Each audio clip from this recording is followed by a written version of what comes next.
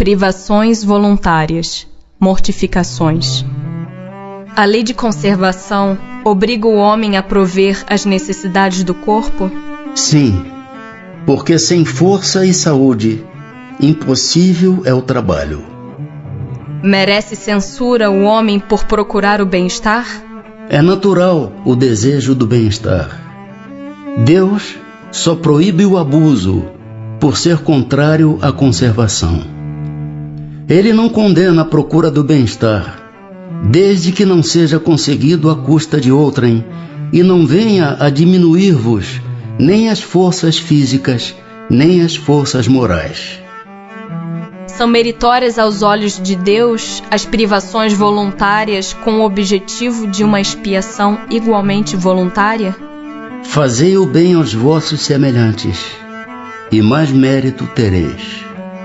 Haverá privações voluntárias que sejam meritórias?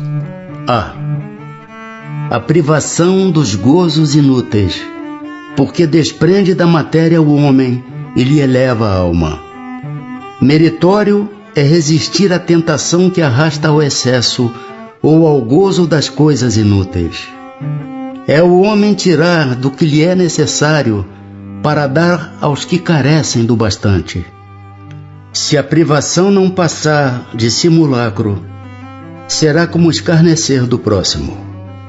É meritória, de qualquer ponto de vista, a vida de mortificações ascéticas que desde a mais remota antiguidade teve praticantes no seio de diversos povos? Procurai saber a quem ela aproveita e tereis a resposta. Se somente serve para quem a pratica e o impede de fazer o bem, é egoísmo, seja qual for o pretexto com que entendam de enfeitá-la. Privar-se a si mesmo e trabalhar para os outros, tal a verdadeira mortificação, segundo a caridade cristã. Será racional a abstenção de certos alimentos prescritos a diversos povos?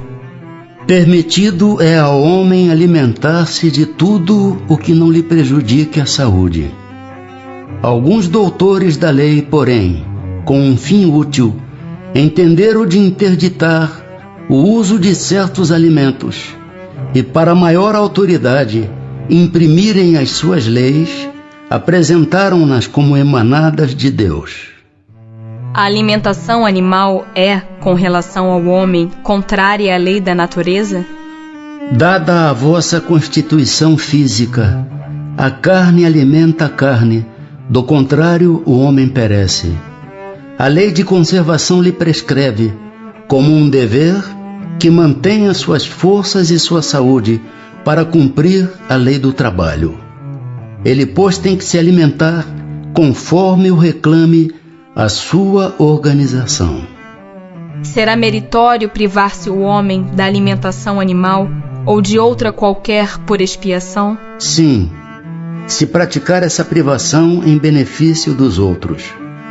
Aos olhos de Deus, porém, só há mortificação, havendo privação séria e útil.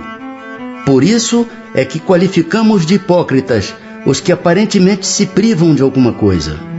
Que se deve pensar das mutilações operadas no corpo do homem ou dos animais? A que propósito semelhante questão? Ainda uma vez, perguntai sempre vós mesmos se é útil aquilo de que porventura se trate. A Deus não pode agradar o que seja inútil, e o que for nocivo lhe será sempre desagradável. Porque ficais sabendo, Deus só é sensível aos sentimentos que elevam para ele a alma. Obedecendo-lhe a lei e não a violando, é que podereis forrar-vos ao jugo da vossa matéria terrestre. Visto que os sofrimentos deste mundo nos elevam se os suportarmos devidamente, dar-se-á que também nos elevam os que nós mesmos nos criamos? Os sofrimentos naturais são os únicos que elevam, porque vêm de Deus. Os sofrimentos voluntários de nada servem, quando não concorrem para o bem de outrem. Supões que se adiantam no caminho do progresso os que abreviam a vida mediante rigores sobre-humanos, como o fazem os bonzos, os faquires e alguns fanáticos de muitas seitas? Por que de preferência não trabalham pelo bem de seus semelhantes? Vistam o indigente, consolem o que chora, trabalhem pelo que está enfermo, sofram privações para alívio dos infelizes, e então suas vidas serão úteis e, portanto, agradáveis a Deus. Sofrer alguém voluntariamente apenas por seu próprio bem é egoísmo.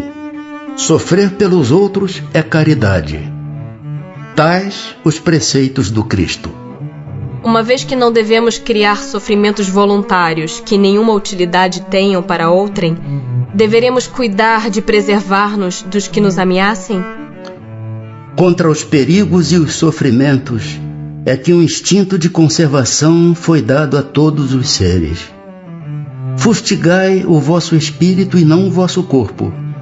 Mortificai o vosso orgulho, sufocai o vosso egoísmo, que se assemelha a uma serpente, a vos roer o coração, e fareis muito mais pelo vosso adiantamento, do que infligindo-vos rigores que já não são deste século.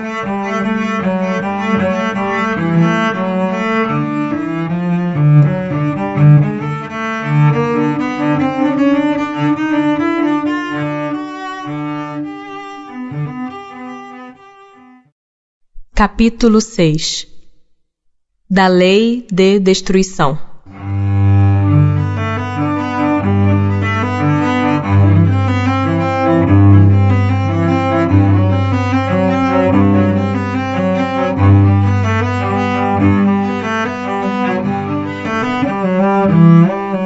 Destruição necessária e destruição abusiva.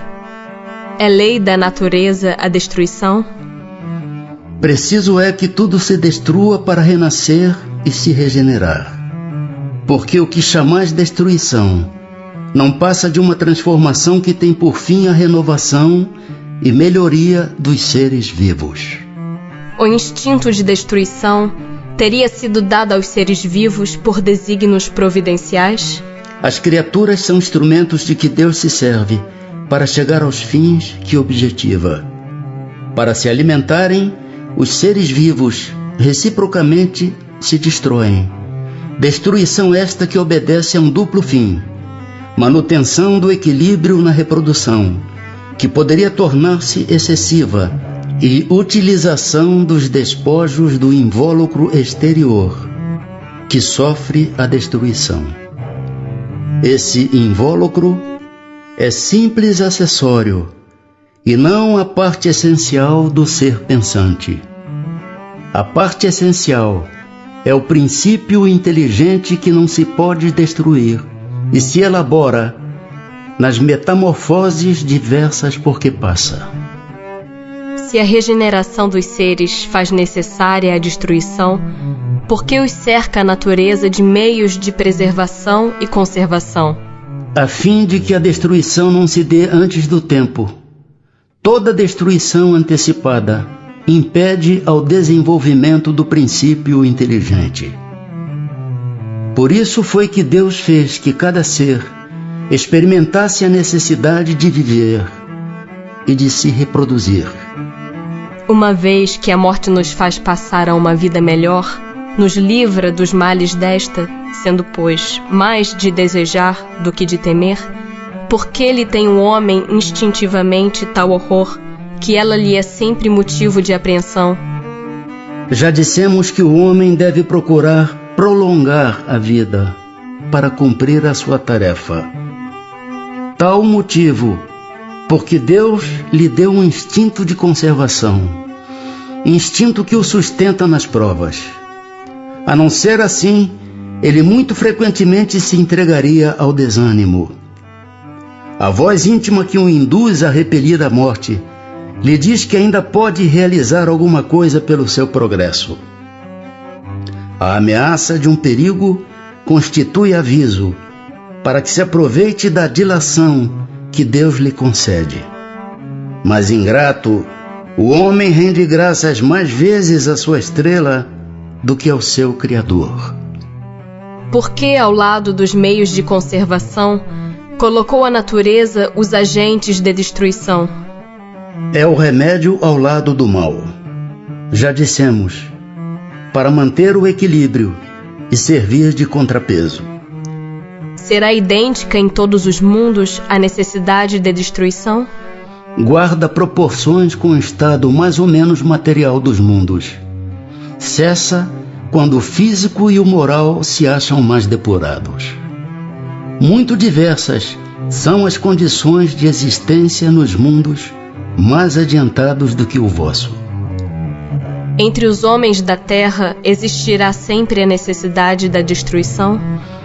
Essa necessidade se enfraquece no homem à medida que o espírito sobrepuja a matéria. Assim é que, como podeis observar, o horror à destruição cresce com um desenvolvimento intelectual e moral. Em seu estado atual, tem o homem direito ilimitado de destruição sobre os animais? Tal direito se acha regulado pela necessidade que ele tem de prover ao seu sustento e à sua segurança. O abuso jamais constituiu direito. Que se deve pensar da destruição quando ultrapassa os limites que as necessidades e a segurança traçam? Da caça, por exemplo, quando não objetiva senão o prazer de destruir sem utilidade. Predominância da bestialidade sobre a natureza espiritual. Toda destruição que excede os limites da necessidade é uma violação da lei de Deus. Os animais só destroem para a satisfação de suas necessidades, enquanto que o homem, dotado de livre arbítrio, destrói sem necessidade. Terá que prestar contas do abuso da liberdade que lhe foi concedida, pois isso significa que cede aos maus instintos. Especial merecimento terão os povos que levam ao excesso o escrúpulo quanto à destruição dos animais? Esse excesso, no tocante a um sentimento louvável em si mesmo, se torna abusivo e o seu merecimento fica neutralizado por abusos de muitas outras espécies. Entre tais povos, há mais temor supersticioso do que verdadeira bondade. Flagelos destruidores. Com que fim fere Deus a humanidade por meio de flagelos destruidores? Para fazê-la progredir mais depressa. Já não dissemos ser a destruição uma necessidade para a regeneração moral dos espíritos, que em cada nova existência sobe um degrau na escala do aperfeiçoamento? Preciso é que se veja o objetivo, para que os resultados possam ser apreciados. Somente do vosso ponto de vista pessoal os apreciais. Daí vem que os qualificais de flagelos, por efeito do prejuízo que vos causam. Essas subversões, porém, são frequentemente necessárias para que mais pronto se dê o advento de uma melhor ordem de coisas e para que se realize em alguns anos o que teria exigido muitos séculos. Para conseguir a melhora da humanidade, não podia Deus empregar outros meios que não os flagelos destruidores? Pode, e os emprega todos os dias, pois que deu a cada um os meios de progredir pelo conhecimento do bem e do mal. O homem, porém, não se aproveita desses meios. Necessário, portanto, se torna que seja castigado no seu orgulho e que se lhe faça sentir a sua fraqueza. Mas nesses flagelos, tanto sucumbe o homem de bem como o perverso. Será justo isso? Durante a vida, o homem tudo refere ao seu corpo. Entretanto, de maneira diversa pensa depois da morte. Ora, conforme temos dito, a vida do corpo bem pouca coisa é. Um século no vosso mundo não passa de um relâmpago na eternidade. Logo, nada são os sofrimentos de alguns dias ou de alguns meses de que tanto vos queixais. Representam um ensino que se vos dá, e que vos servirá no futuro. Os espíritos que preexistem e sobrevivem a tudo formam um mundo real. Esses, os filhos de Deus, e o objeto de toda a sua solicitude. Os corpos são meros disfarces com que eles aparecem no mundo. Por ocasião das grandes calamidades que dizimam os homens, o espetáculo é semelhante ao de um exército cujos soldados, durante a guerra, ficassem com seus uniformes estragados, rasgados ou perdidos. O general se preocupa mais com seus soldados do que com os uniformes deles. Mas nem por isso as vítimas desses flagelos deixam de o ser. Se considerasses a vida qual ela é, e quão pouca coisa representa com relação ao infinito, menos importância lhe daríeis. Em outra vida, essas vítimas acharão ampla compensação aos seus sofrimentos, se souberem suportá-los sem murmurar. Têm os flagelos destruidores utilidade do ponto de vista físico, não obstante os males que ocasionam? Tem. Muitas vezes mudam as condições de uma região, mas o bem que deles resulta, só as gerações vindouras o experimentam. Não serão os flagelos igualmente provas morais para o homem por porem-no a braços com as mais aflitivas necessidades? Os flagelos são provas que dão ao homem ocasião de exercitar a sua inteligência, de demonstrar sua paciência e resignação ante a vontade de Deus, e que lhe oferece ensejo de manifestar seus sentimentos de abnegação, de desinteresse e de amor ao próximo, senão o domina o egoísmo. Dado é ao homem conjurar os flagelos que o afligem? Em parte é. Não, porém, como geralmente o entendem. Muitos flagelos resultam da imprevidência do homem. À medida que adquire conhecimentos e experiência, ele os vai podendo conjurar, isto é, prevenir, se lhes sabe pesquisar as causas. Contudo, entre os males que afligem a humanidade, alguns há de caráter geral, que estão nos decretos da providência e dos quais cada indivíduo recebe mais ou menos o contragolpe. A esses, nada pode um homem opor, a não ser sua submissão à vontade de Deus. Esses mesmos males, entretanto, ele muitas vezes os agrava pela sua negligência. Guerras. Que é o que impele o homem à guerra? Predominância da natureza animal sobre a natureza espiritual e transbordamento das paixões. No estado de barbárie, os povos um só direito conhecem, o do mais forte. Por isso é que para tais povos, o de guerra é um estado normal.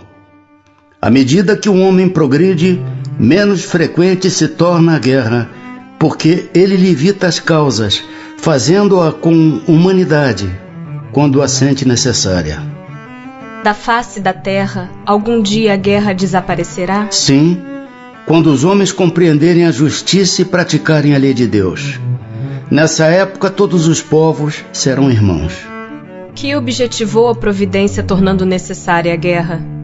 A liberdade e o progresso. Desde que a guerra deve ter por efeito produzir o advento da liberdade, como pode frequentemente ter por objetivo e resultado a escravização? Escravização temporária, para esmagar os povos, a fim de fazê-los progredir mais depressa. Que se deve pensar daquele que suscita a guerra para proveito seu? Grande culpado é esse, e muitas existências lhe serão necessárias para expiar todos os assassínios de que haja sido causa, porquanto responderá por todos os homens cuja morte tenha causado, para satisfazer a sua ambição. Assassínio.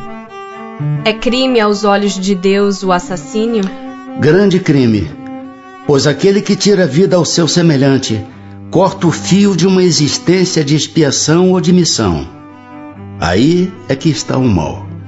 É sempre do mesmo grau a culpabilidade em todos os casos de assassínio? Já o temos dito, Deus é justo. Julga mais pela intenção do que pelo fato. Em caso de legítima defesa, excusa Deus o assassínio? Só a necessidade o pode excusar. Mas desde que o agredido possa preservar sua vida, sem atentar contra a de seu agressor, deve fazê-lo. Tem um homem culpa dos assassínios que pratica durante a guerra? Não, quando constrangido pela força, mas é culpado das crueldades que cometa, sendo-lhe também levado em conta o sentimento de humanidade com que proceda.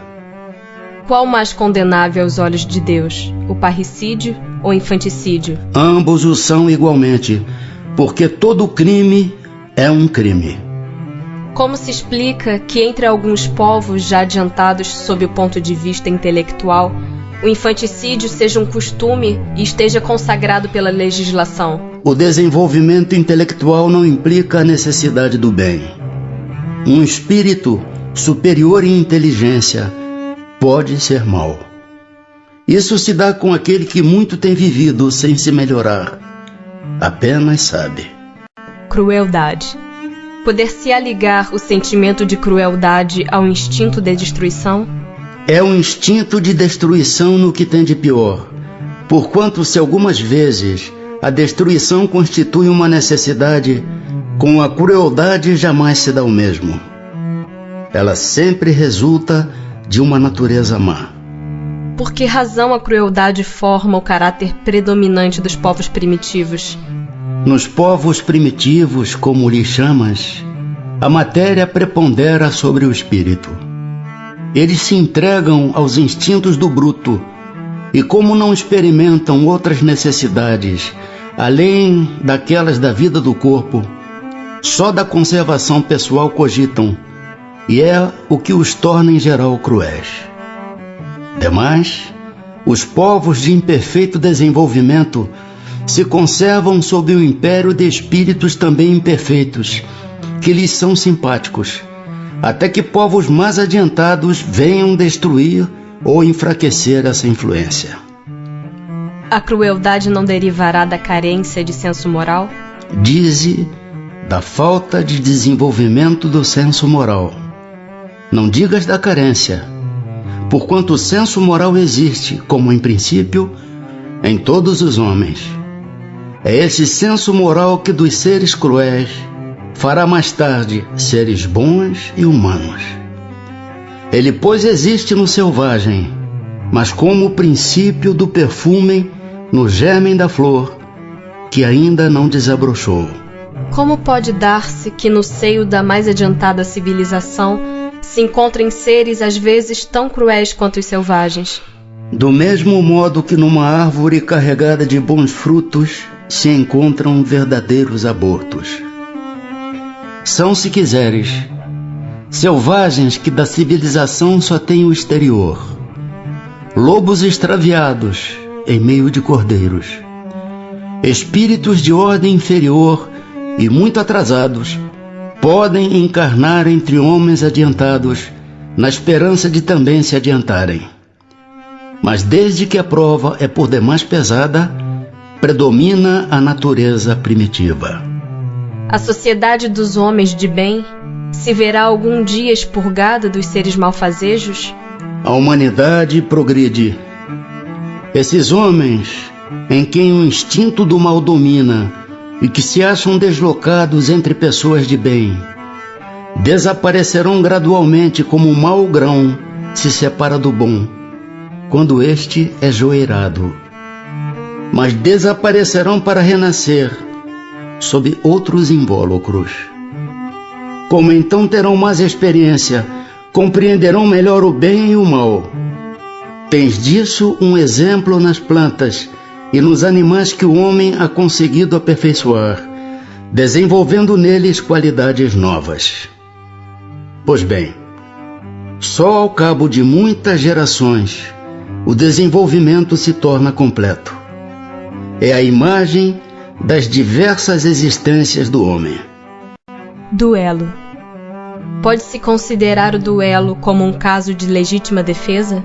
Não. é um assassínio e um costume absurdo, digno dos bárbaros. Com uma civilização mais adiantada e mais moral, o homem compreenderá que o duelo é tão ridículo quanto os combates que outrora se consideravam como o juízo de Deus. Poder-se-á considerar o duelo como um assassínio por parte daquele que, conhecendo a sua própria fraqueza, tenha quase certeza de que sucumbirá? É um suicídio. E quando as probabilidades são as mesmas para ambos os duelistas, haverá assassínio ou suicídio? Um e outro. Que valor tem o que se chama ponto de honra em matéria de duelo?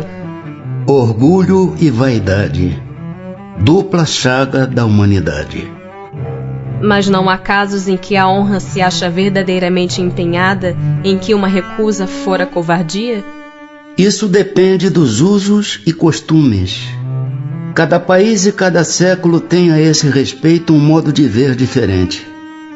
Quando os homens forem melhores e estiverem mais adiantados em moral, compreenderão que o verdadeiro ponto de honra está acima das paixões terrenas e que não é matando, nem se deixando matar, que repararão agravos. Pena de morte. Desaparecerá algum dia da legislação humana a pena de morte? Incontestavelmente desaparecerá, e a sua supressão assinalará um progresso da humanidade.